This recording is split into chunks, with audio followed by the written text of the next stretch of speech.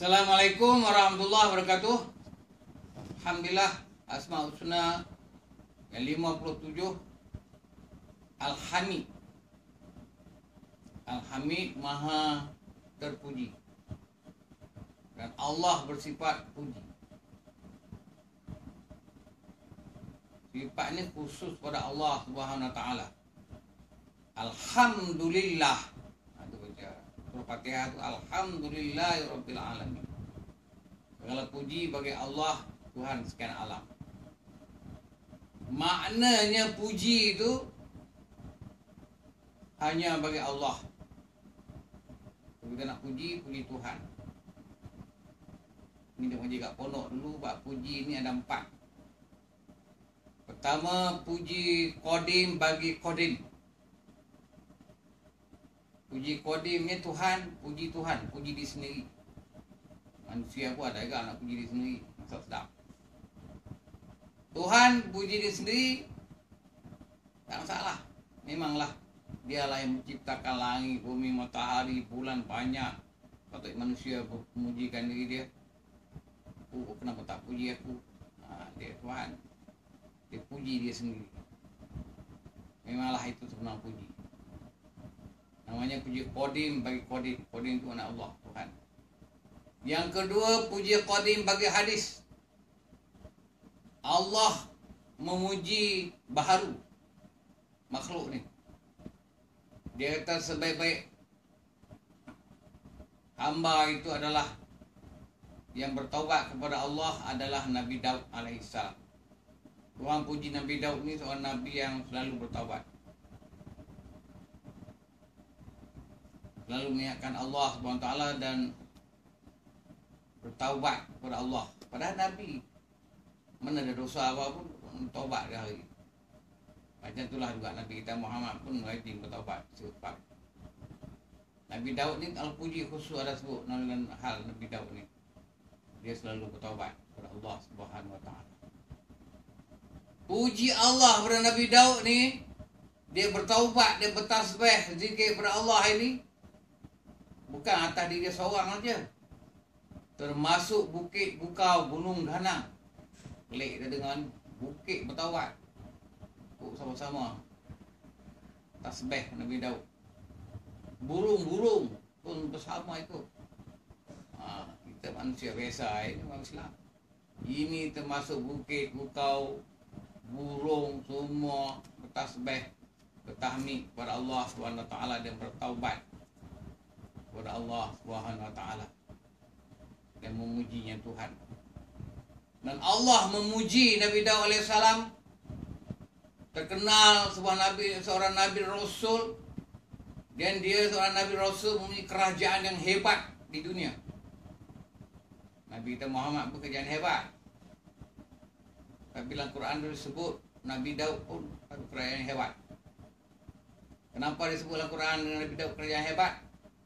Supaya Nabi kita Muhammad SAW pun ikut menjadi sebuah kerajaan yang hebat. Begitulah kita sekarang pun disebut kebaikan orang tua orang ni sebenarnya kita kena tiru ikut hak yang baik tu. Hak yang tak baik tak payahlah campak ke laut. Hak yang baik tu ikut. Tak ada masalah. Kita kalau ikut orang aja yang baik tak apa. Macam Nabi Muhammad ikut bagaimana Allah puji Nabi Daud tu baik. Kerjaannya hebat. Nabi Muhammad pun nak ingin menjadi sebuah kerajaan hebat. Dan Allah pun memuji Nabi kita Muhammad SAW juga adalah sebaik-baik makhluk lah. Kelebihan Nabi Muhammad SAW daripada para Nabi dan Rasul dia lebih. Nombor 1. Nabi Muhammad ini manusia di dunia ini adalah manusia nombor 1. Terbaiknya.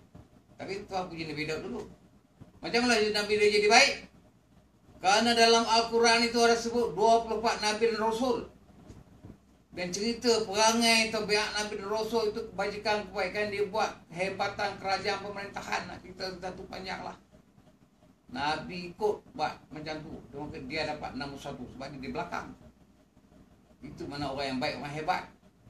Kita kalau ni baik ni hebat ni, kita ikut orang yang terdulu, Tapi ada sesuatu tambahan amalan yang hebat yang tidak ada pada orang dulu. Itu hebat. Kalau ikut, saudara ikut tu sama baru draw. Mesti kita buat yang lebih. Baru nampak kehebatan itu. Apa kehebatan Nabi yang tidak ada pada Nabi dan Rasul? Nabi Rasul itu dulu ada Nabi yang ada kerajaan, pemerintahan. Ada Nabi yang semata-mata dakwah saja. Nabi Muhammad ni dia buat dua-dua sekali. Waktu zaman Mekah dia menjadi pendakwah, menyampaikan surat dakwah kepada masyarakat Arab Jahiliyah selama 13 tahun. Bukan saya dua berdakwah 13 tahun. Hebatnya Nabi Muhammad ni yang dakwah ni, orang masyarakat tak nak terima. Tak terima hebat. Kalau ikut terima semua tak hebat. Nak tahu hebat tak hebat orang tak ikut. Dalam orang tak ikut, Nabi terus berdakwah juga. Sehingga Abu Lahab, pak saudara dia tu, marah pada Nabi. Sehingga dia suruh pemuda-pemuda Tanah Lasak kepung rumah Nabi, nak bunuh dia. Baiklah Allah selamatkan Nabi Muhammad SAW menceritakan Nabi hijrah ke Madinah. Itu yang hebat. Itulah mana hebat. Kalau tu dakwah kau semua ikut, tak ada hebat. Itu mudah. Dan dia pun tak ada masalah apa. Ini dia berlawan dengan orang tak nak ikut. Orang jenis keras power belaka. Dia tak berjemu dan menyampaikan sabda dakwah. Itu hebat Nabi Muhammad. Kemudian Nabi Muhammad SAW telah berhijrah ke Madinah jadi ketua kerajaan Islam di Madinah, ketua negara pula. Jadi dia ada dua. Nabi dulu sama ada kerajaan ataupun dakwah. Nabi ada dakwah dan kerajaan. Inilah kehebatan kita Muhammad SAW dan mendapat kuasa pemerintahannya di Madinah dan di Mekah. Dan Mekah, Madinah itu menjadi dua tanah haram. Hingga sekarang pun kenali dua tanah haram. Mana dua tanah haram itu, orang bukan Islam tidak boleh duduk tinggal di Mekah dan Madinah. Sedangkan di Mekah, Madinah pada dulunya adalah di orang kafir. Tapi orang kafir itu semuanya masuk Islam belaka. Orang Madinah pun masuk Islam, habis semua. Semasa dia di Mekah lagi orang Madinah masuk Islam. Orang Mekah yang kah kepala itu pun akhirnya selepas patah Mekah bersedia menerima Islam. Itu hebatnya. Kita Muhammad SAW dalam Islam puji Tuhan, puji kepada Nabi Daud dan juga para Nabi Rasul. Yang terdahulu juga Nabi kita Muhammad SAW. Yang ketiganya puji makhluk kepada Tuhan. Kita ni makhluk lah, manusia, puji Tuhan. Baca Alhamdulillah, Alhamdulillah, puji Allah. Allah puji Tuhan.